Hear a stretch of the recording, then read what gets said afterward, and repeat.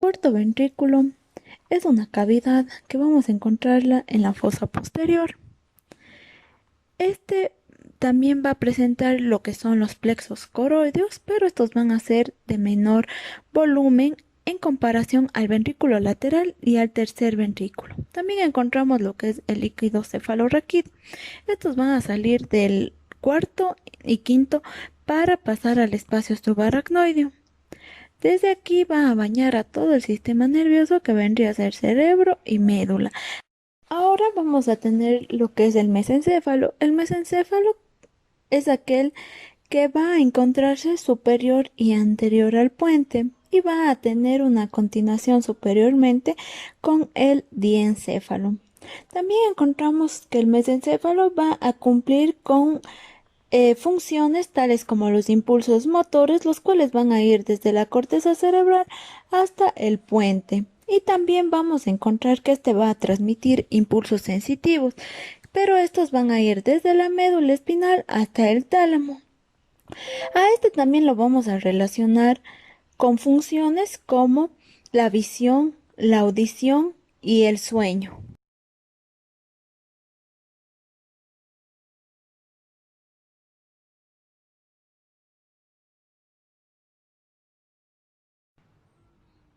El cuarto ventrículo. Al hablar del cuarto ventrículo vamos a mencionar que este es una dilatación del conducto central de la médula espinal, pero va a estar comprendida entre las distintas partes que conforman el romboencéfalo, tales como la médula oblongada, el puente y el cerebelo. Vamos a decir que el cuarto ventrículo tiene la forma de un rombo, para lo cual va a tener una pared anterior que va a ser el piso del cuarto ventrículo y una pared posterior que va a ser el techo del cuarto ventrículo. También vamos a encontrar lo que son 4 bordes y 4 ángulos. Fosa romboidea o también es denominada suelo del cuarto ventrículo. Como sabemos, va a tener la forma de un rombo, por lo que vamos a encontrar un eje mayor que va a dirigirse verticalmente y vamos a encontrar un eje menor que va a ser transversal. Esta vamos a encontrar también dos segmentos o también son denominados triángulos. Vamos a tener uno superior que es continuo y otro inferior que es vulvar. En la línea media vamos a encontrar un surco longitudinal, el cual se va a extender desde el ángulo superior hacia el ángulo inferior de la fosa romboidea. Este surco lo vamos a denominar como surco medio. En la parte media del surco medio van a emerger unas estrías medulares del cuarto ventrículo, las cuales se van a dirigir transversal y lateralmente hacia la parte o límite que vamos a tener entre el triángulo vulvar y el triángulo pontino. Al llegar a los recesos laterales del cuarto ventrículo, este va a bordear lateralmente los pedúnculos cerebelosos inferiores hasta llegar al núcleo coclear posterior. Pero vamos a tener en cuenta que los dos triángulos, tanto el pontino como el vulvar, van a tener distinta configuración. Vamos a hablar ahora del triángulo vulvar. Las estructuras que vamos a mencionar van a ir de medial a lateral. Primero encontramos el trígono del nervio hipogloso, la fosita inferior. Esta va a estar situada en el vértice del trígono del nervio vago. El trígono del nervio vago va a estar separada de esta a través de un cordón blanco. Este cordón se denomina cordón de separación. Y por último encontramos el área vestibular, que va a ser parte de la médula oblongada. Ahora vamos a hablar del triángulo pontino. Las estructuras que vamos a mencionar van a ir de medial a lateral. Primero vamos a comenzar con el colículo facial. Como otro punto vamos a encontrar lo que es la fosita superior. Esta va a ser una prolongación del trígono del nervio vago. Luego también vamos a encontrar lo que es ya el área vestibular, que esta va a ser una prolongación igual del área vestibular inferior. Y por último vamos a encontrar al locus cerúleo. Este se va a estar ubicado lateralmente y superior a lo que es la fosita superior.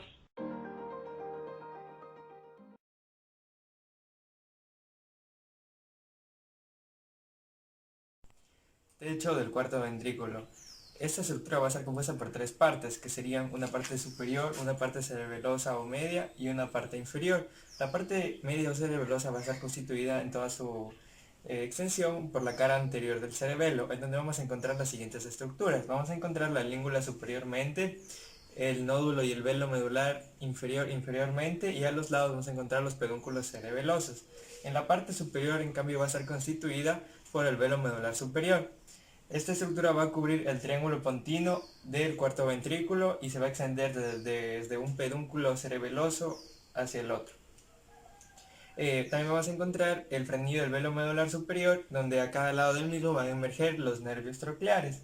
Y la parte inferior va a estar constituida por el velo medular inferior, como podemos observar aquí.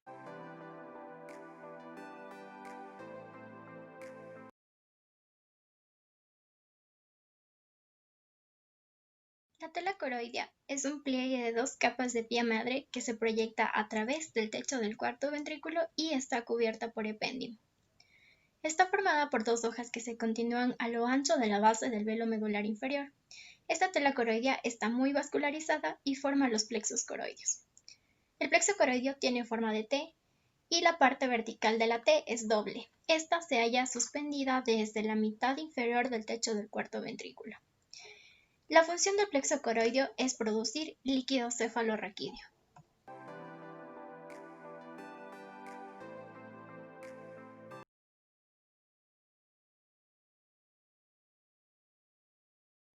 Como ya se mencionó, la parte inferior del techo del cuarto ventrículo está formada por el velo medular inferior, que es una fina hoja formada por el epéndimo ventricular y su cobertura posterior de la pía madre. El velo medular inferior se continúa por su base con el cerebelo, por su vértice con la pared posterior del conducto central y por sus bordes con los pedúnculos cerebelosos inferiores.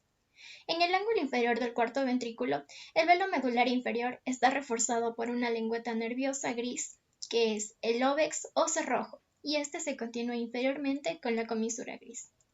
Superiormente al lóbex, el velo medular inferior se engruesa a lo largo de los pedúnculos cerebelosos inferiores, formando las tenias del cuarto ventrículo.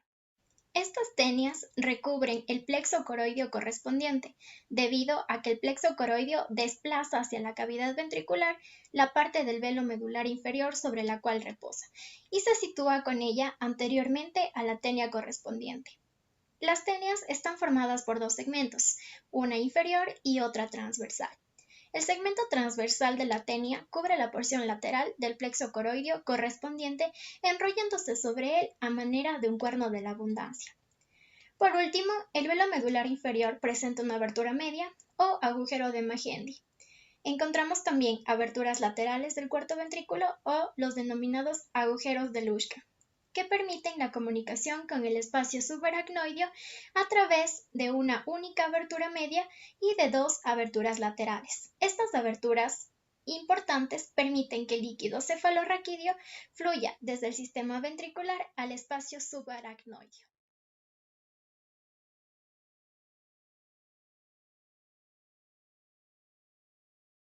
Bordes del cuarto ventrículo. Van a ser 4 y se van a dividir en bordes superiores y bordes inferiores. Los bordes inferiores van a estar en relación con el punto de unión de la tenia del cuarto ventrículo con los pedúnculos cerebelosos inferiores. Estos, por medio de una línea, se van a incurvar lateralmente y superiormente hasta llegar a los ángulos laterales. A este nivel se va a dirigir una prolongación de la cavidad ventricular denominado receso lateral. Anteriormente a este receso lateral, la porción lateral de los plexos coroideos van a formarlo el denominado cuerno de la abundancia. Por otro lado, los bordes superiores van a estar en contacto con los bordes mediales de los pedúnculos cerebelosos superiores. Mientras tanto, tenemos a los ángulos del cuarto ventrículo. Estos van a ser 4 debido a su forma romboidea y van a ser: el ángulo superior va a estar en relación con lo que viene a ser el acueducto del mesencéfalo, mientras que su ángulo inferior va a estar en relación con el punto de separación de los pedúnculos cerebelosos inferiores, denominado óbex, y va a continuarse inferiormente con el acueducto de la médula oblongada, mientras que sus ángulos laterales van a estar en relación con los recesos laterales en su parte lateral.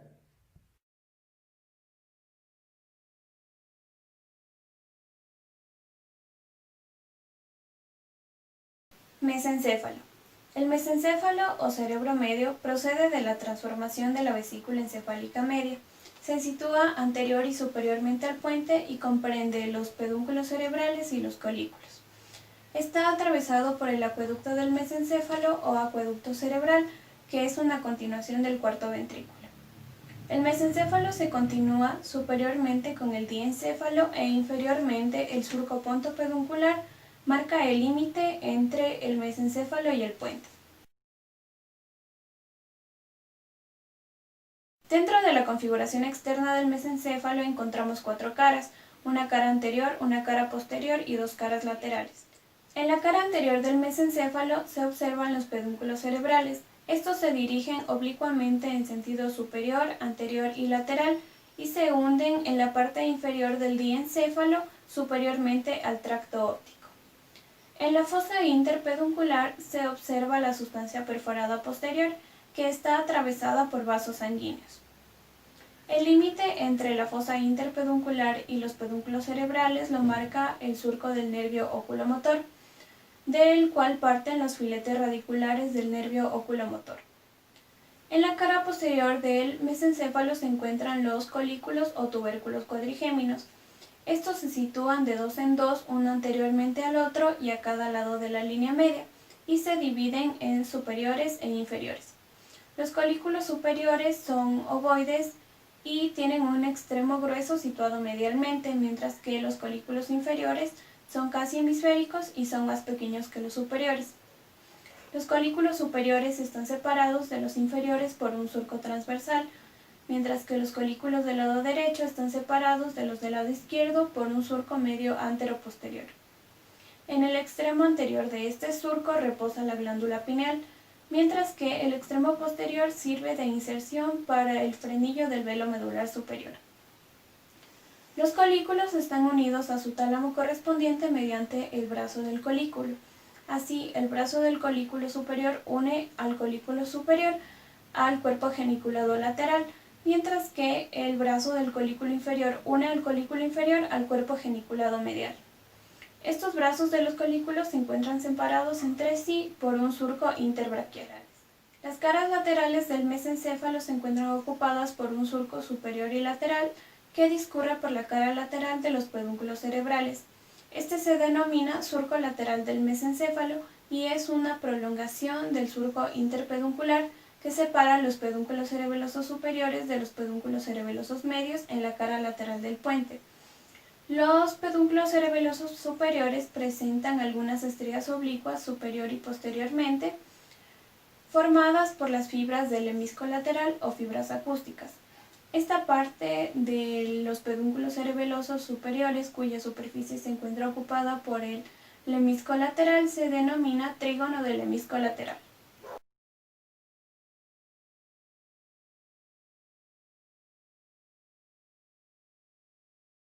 En cuanto a la configuración interna del mesencéfalo, podemos decir que este se divide en 2 partes por una línea horizontal transversal que va a pasar por el acueducto del mesencéfalo o acueducto de Silvio, por lo que va a dividirse en una parte anterior que correspondería a los pedúnculos cerebrales y una posterior a los colículos.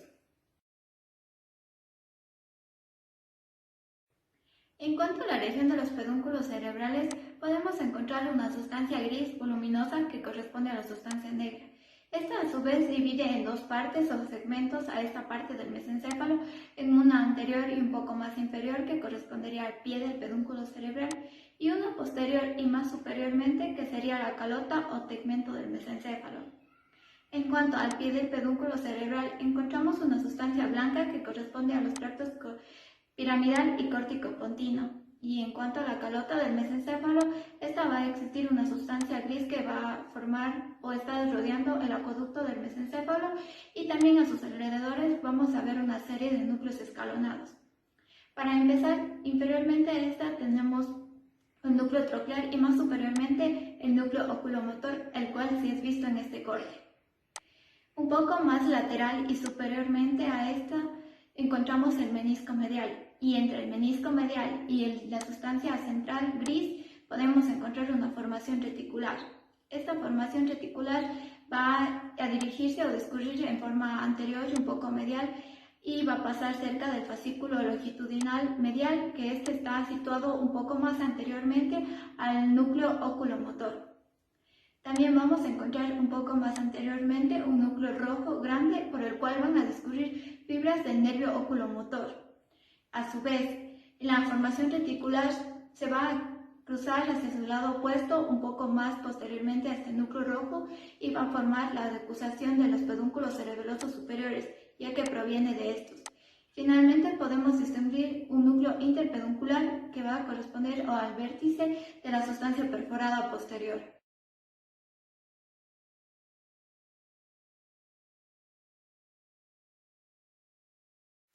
Por otro lado, la configuración interna de los colículos, estos no van a ser nada más que sustancia gris redonda envueltas en una delgada sustancia blanca. Posteriormente vamos a saber que estos van a estar relacionados superiormente con lo que es las vías ópticas, mientras que las inferiores con las vías auditivas. Mientras tanto, tenemos que el acueducto del mesencéfalo va a ser el conducto central de esta estructura. Va a ser el punto de comunicación entre el tercer ventrículo superiormente y el cuarto ventrículo inferiormente. Este va a ser de forma fusiforme y va a estar ensanchado en su parte media y adelgazado en sus extremos.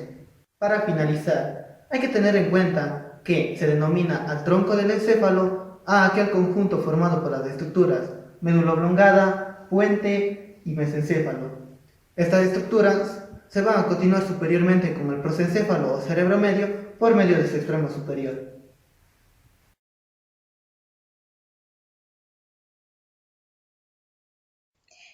A continuación, presentaremos simbolismos aplicados a la anatomía por neuroimagen del sistema nervioso central y ejemplos de su correlación patológica.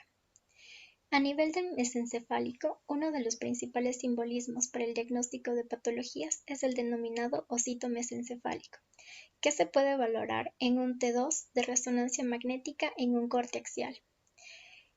A continuación, se podrá observar el boceto de la cara de un osito panda. Los ojos son los núcleos rojos. Las cejas negras corresponden a la sustancia negra. Las orejas del oso forman parte del trayecto del tracto córtico-espinal y en ocasiones se aprecian los cuerpos geniculados laterales, relevos de la vía visual como pequeños aretes oscuros en el contorno inferior de las orejas. La boca del osito se encuentra representado por el acueducto cerebral. Este suele mostrar hipointensidad y manifiesta normalmente el flujo del líquido cefalorraquídeo durante su paso por el acueducto cerebral. Usualmente se observa el contorno de esta zona acueductal como los labios pálidos del oso, debido a la presencia normal de sustancia gris periacueductal. Puede haber relevancia patológica en el aspecto de los núcleos rojos. Está determinado por los ojos del osito por hiperintensidad parcial o total en algunos de ellos, debido a la esclerosis múltiple o en isquemia aguda. Además, debido a que los nervios oculomotores atraviesan los núcleos rojos, podrían manifestar algún trastorno clínico por estar involucrados topográficamente con estos núcleos.